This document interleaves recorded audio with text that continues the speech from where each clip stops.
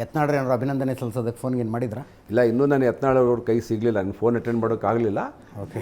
ಅವರು ನಾವು ಏನಾರು ಇದ್ರೆ ಪಾಪ ಮಾತಾಡ್ತಾರೆ, ಏನು ಆ ಥರ ಏನಿಲ್ಲ. ಇನ್ನೂ ನಾನು ಯಾರೂ ಬಿ ಜೆ ಪಿನ ಯಾವುದೇ ನಾಯಕರು ಫೋನು ನಾನು ಇನ್ನೂ ರಿಸೀವ್ ಮಾಡಲಿಲ್ಲ, ಫೋನ್ ನೋಡಲಿಲ್ಲ ಸರ್, ನಿಜ ಹೇಳ್ಬೇಕಂದ್ರೆ. ಓಕೆ. ಲಾಸ್ಟ್ ಸೆಂಟೆನ್ಸ್ ಹೇಳಿ ಒಳ್ಳೇದು ಮಾಡಿದ್ರು, ಅದರ್ವೈಸ್ ಫೋನ್ ಮಾಡ್ತಿದ್ದಾರೆ ಅಂತ ಅರ್ಥ ಆಗ್ತಿತ್ತು. ಇಲ್ಲ ನಾನು ಯಾರೂ ಮಾಡಲಿಲ್ಲ. ಎಸ್.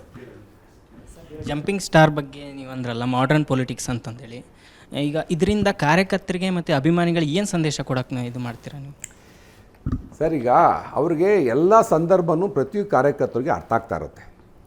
ಅವ್ರ ಜೊತೆಲೇ ನಾನು ಈಗ ಕುಮಾರಸ್ವಾಮಿಯವರ ಇತ್ತೀಚಿನ ನಡವಳಿಕೆಗಳನ್ನು ಎಲ್ಲ ಕಾರ್ಯಕರ್ತರಿಗೆ ಪ್ರತಿ ದಿವಸ ಪ್ರತಿ ಗಳಿಗೆ ನಾನು ತೆರೆದಿಡ್ತಾ ಇದ್ದೆ. ನೋಡಪ್ಪ, ನಿಮ್ಮ ಮುಂದೆ ಕುಮಾರಸ್ವಾಮಿಗೆ ಫೋನ್ ಮಾಡ್ತಾಯಿದ್ದೀನಿ, ನಿಮ್ಮ ಮುಂದೆ ಇವತ್ತು ನಮ್ಮ ಪಕ್ಷದ ಹಿರಿಯರಿಗೆ ಫೋನ್ ಮಾಡ್ತಾಯಿದ್ದೀನಿ, ಈ ಥರ ಉತ್ತರ ಬರ್ತಾಯಿದ್ದೀನಿ ಅಂತ ಎಲ್ಲನೂ ಅವ್ರ ಮುಂದೆ ತೆರೆದ ಪುಸ್ತಕ ಆಗಿತ್ತು. 1,000 ಜನ ಕಾರ್ಯಕರ್ತರ ಮಧ್ಯೆ ನಾನೆಲ್ಲ ಸ್ಪಷ್ಟಪಡಿಸ್ತಾ ಇದ್ದೆ. ಹಂಗಾಗಿ ಅವ್ರು ನನ್ನ ನಿಲುವನ್ನು ಒಪ್ಕೊಂಡ್ರು. ಅವಾಗ ಇಲ್ಲೇನು ಮುಚ್ಚುಮರೆ ಇಲ್ಲ, ಯೋಗೇಶ್ವರ ಎಲ್ಲ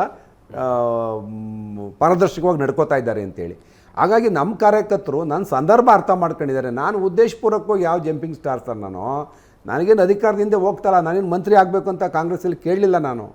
ನನ್ನ ರಾಜಕೀಯ ಅಸ್ತಿತ್ವ, ನನ್ನ ತಾಲೂಕು ಕ್ಷೇತ್ರಕ್ಕೆ ಜನಕ್ಕೆ ಕೆಲಸ ಮಾಡಿಕೊಡ್ಬೇಕು. ಹಾಗಾಗಿ ನನಗೆ ಹೋರಾಟ. ಇವತ್ತು ನಾನು ಚುನಾವಣೆ ಗೆದ್ದಿದ್ದೀನಿ. ಬೆಳಗ್ಗೆಯಿಂದ 100 ಜನ ಅವ್ರ ಸಮಸ್ಯೆ ಪ್ರಾಬ್ಲಮ್ ಹೇಳ್ಕೊಂಡು ಜನ ಕೇಳ್ತಾರೆ. ನನಗದು ಖುಷಿ.